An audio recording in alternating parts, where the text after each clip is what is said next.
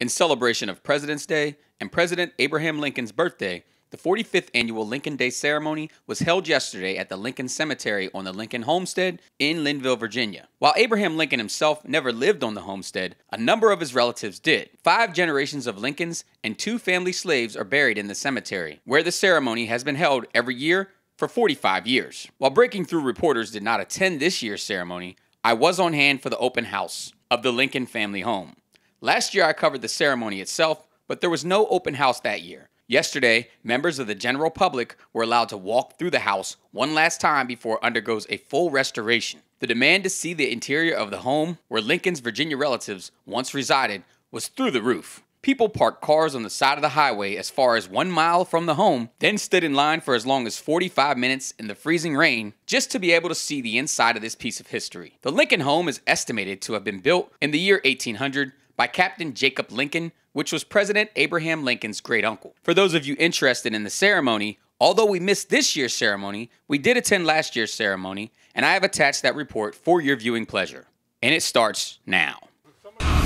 Yesterday, close to 50 people braved the cold and rain to gather at the Lincoln Family Cemetery on Lincoln Homestead in Linville, Virginia, to hear Philip Stone speak about President Abraham Lincoln, his life, and the members of his family that used to live on the homestead. Lincoln's father was actually born on this property. Stone is the president of the Lincoln Society of Virginia. Stone is also president emeritus of Bridgewater College. 5 generations of Lincolns and 2 slaves are buried in the cemetery. Stone addressed Lincoln's rise from an unlikely presidential long shot to becoming the president of the United States of America.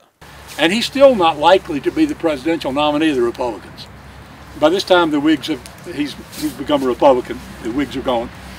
And so as he goes through this last 6 months of 1859, he's making those speeches. He gets invited then to go to New York.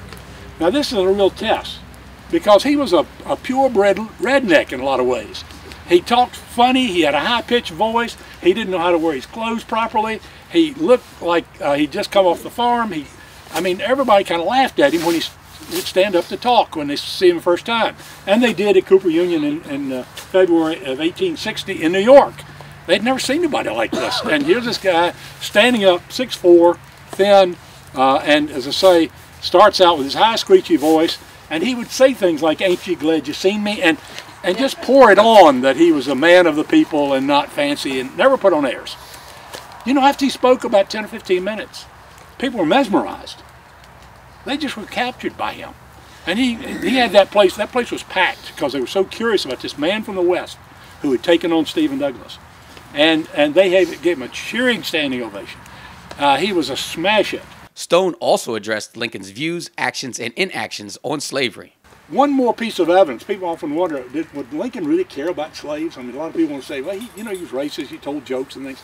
There are just so many places where Lincoln had to draw a line and say, I won't support slavery. Here was one of those. When he accepted the nomination for the Senate that I just told you about, talking about the nation being divided, and he said the House divided cannot forever stand.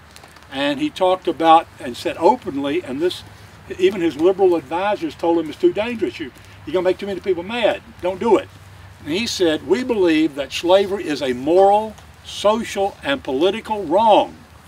Now that got to the South, and by the time he ran for president, they did not forget that. According to the History Channel, even though Lincoln freed most slaves in America when he signed the Emancipation Proclamation into law, he did not believe that blacks were equal to whites. The History Channel cites Lincoln's words during a U.S. Senate debate with Stephen Douglas in Charleston, Illinois on September 18, 1858. Quote, I will say then that I am not, nor ever have been, in favor of bringing about in any way the social and political equality of white and black races. End quote. He began going on to say that he opposed blacks having the right to vote, to serve on juries, to hold office, and to intermarry with whites. What he did believe that was like all men, blacks had the right to improve their condition in society and to enjoy the fruits of their labor. In this, they were equal to white men. This was the 44th annual Lincoln ceremony, and Stone has been to all 44 ceremonies. Stone told me why he thinks it is important to continue this tradition and to preserve this historic homestead. I think it's important to save landmarks of our heritage,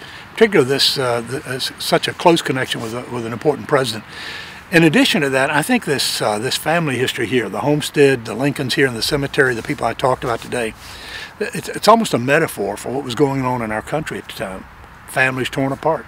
You had a man on one side trying to emancipate slaves. His cousins here owned them. You had a president who was leading the Union effort to save the Union. His cousins were trying to break it up. So you have all those, the division that was going on in our country where we're killing each other. And so this is an important reminder of what we were doing to each other, the issues that we dealt with.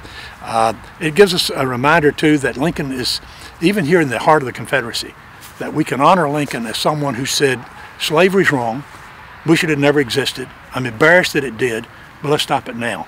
And so when he had a chance to deal a death knell to it, he did. And I think we ought to celebrate that, particularly here in the Confederacy. In Linville, Theodore Whitelow, Breaking Through News.